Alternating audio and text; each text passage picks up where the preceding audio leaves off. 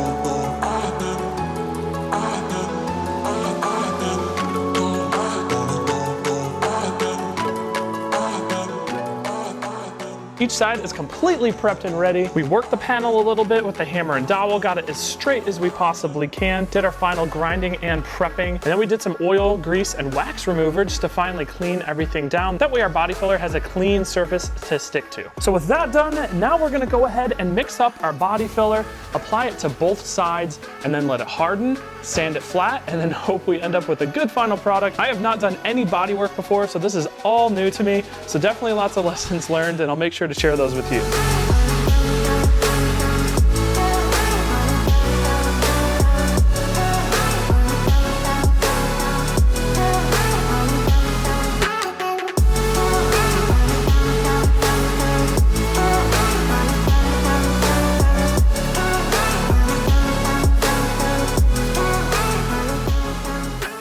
Look at that, came out so smooth, so nice.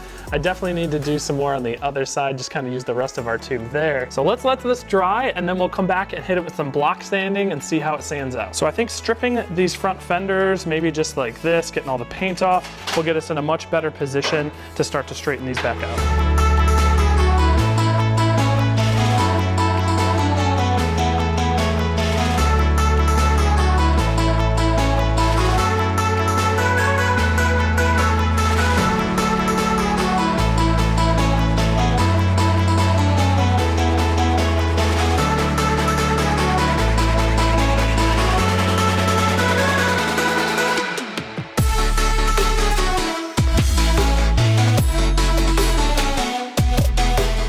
Dang, these front fenders turned out so gnarly. I just stripped all the paint, tons and tons of Bondo here, and obviously really crumpled. So we'll have to do a fair bit of body work to bring this back to as true as we can get it.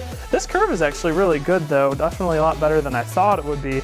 So we'll definitely have to do some skim coats of body filler, kind of clean it up and beat this back into shape, but I think it's gonna turn out well. Still working some tailgate prep here. We got the circles worked in there, bringing the edge back to true because it got a little bit of warped when we were doing our welding, but we're getting pretty close to getting it mocked up there.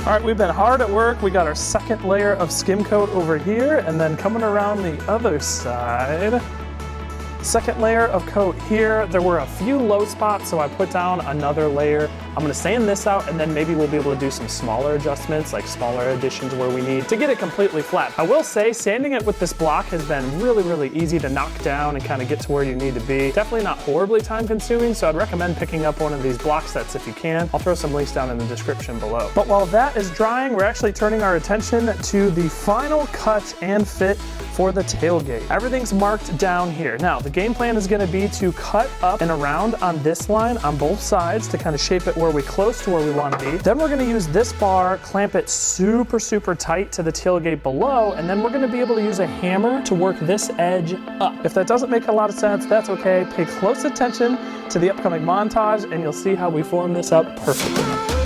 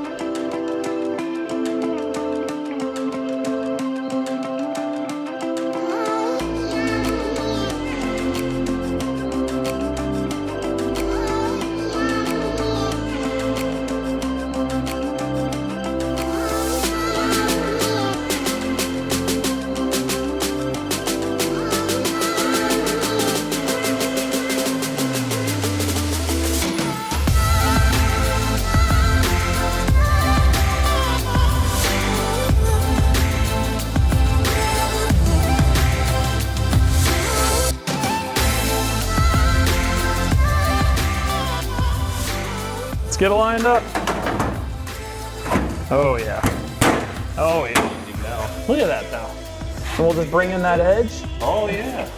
We're just gonna have to kind of work it. All right, this came out so well. Definitely needs to come down a little bit up top. Overall, looking really, really good. I think we're probably gonna get it right where we wanna get it. These fenders will kind of be pushed up into there to make it all clear really nicely. But that lip right here came out amazing. We can run some sheet metal screws, drill out some spot welds, tack it all in, and it's looking really good. So we're gonna pull the tailgate off, hopefully for the final time, drill holes and everything, get it ready for welding, maybe grind some of the paint off and prep it where we need to be. And then we should be able to throw it back in here and start welding it in, but otherwise, that's looking really good.